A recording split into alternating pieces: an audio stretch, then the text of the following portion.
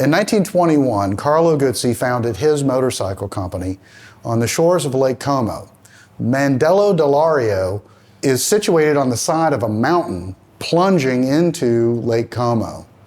It's a very improbable place to have a motorcycle factory, but I think that Carlo chose that location because that's what inspired him. This is a 1953 Moto Guzzi Falcone 500 Turismo. One of the wonderful and inspirational things about not only the place where this bike was created and the genius who created it is the ability of this motorcycle to withstand the test of time.